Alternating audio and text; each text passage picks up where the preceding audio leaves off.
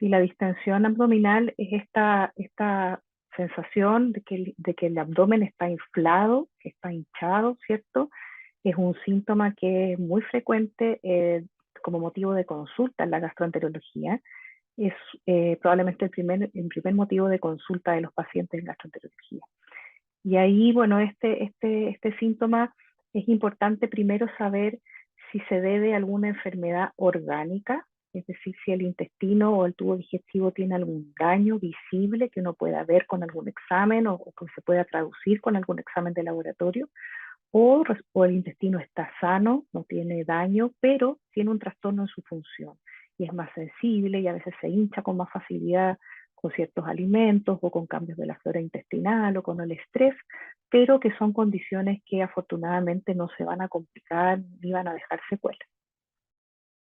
De acuerdo a las causas orgánicas, que eran las que mencionaba primero, donde se ven alteraciones en los exámenes, ahí, por ejemplo, podría estar la misma enfermedad inflamatorias intestinales que hemos estado conversando antes.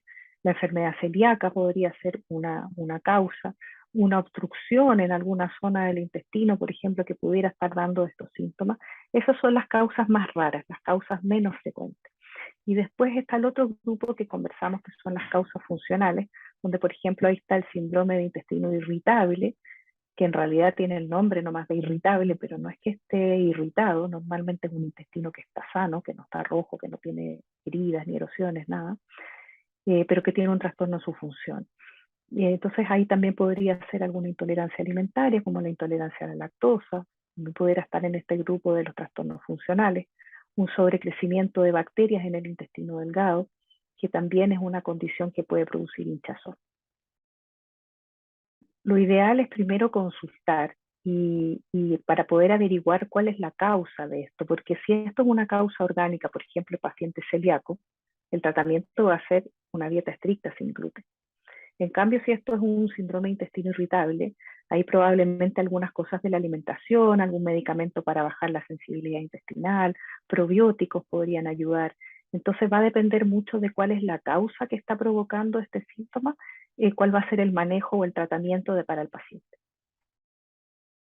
Claro, por ejemplo, un paciente si es celíaco y no sabe que es celíaco y él consume gluten habitualmente, probablemente ese paciente va a estar con hinchazón. Eso es una de las causas. Un paciente que está en crisis de síndrome intestino irritable o colon irritable, ¿cierto? Que está pasando por un momento a lo mejor de mayor estrés o cambios de su flora intestinal o ha tenido que tomar un antibiótico por algún motivo, lo que modificó su flora, eso puede gatillar también estas crisis de hinchazón y malestar abdominal. Como conversábamos antes, va a depender de un poco de la causa que esté provocando esto. Si es un síndrome de intestino irritable, que es como lo más frecuente, lo más habitual, ahí una sugerencia es evitar aquellos alimentos que sabemos que producen hinchazón, ¿cierto?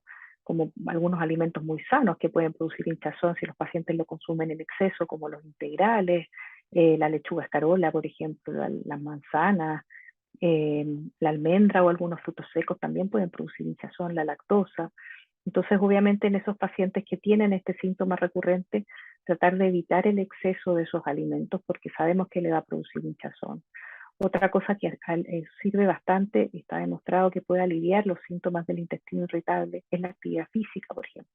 Hacer algún tipo de actividad física, caminata, yoga, bicicleta, eso puede ayudar a que el intestino se relaje un poco y bajen también los síntomas.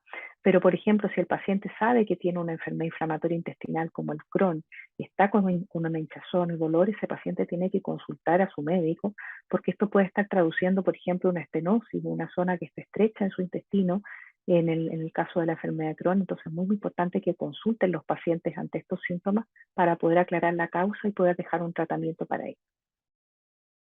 Sí, bueno, los síntomas digestivos, la hinchazón, como decía, es un síntoma bien frecuente de consulta.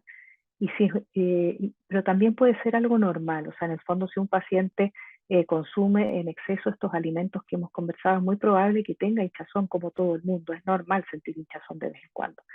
Pero si esta hinchazón empieza a generar dolor, empieza a afectar la calidad de vida, entonces la recomendación es consultar para hacer un chequeo, evaluar, ver cuál es la causa que está provocando esto y así poder evitar complicaciones en el futuro.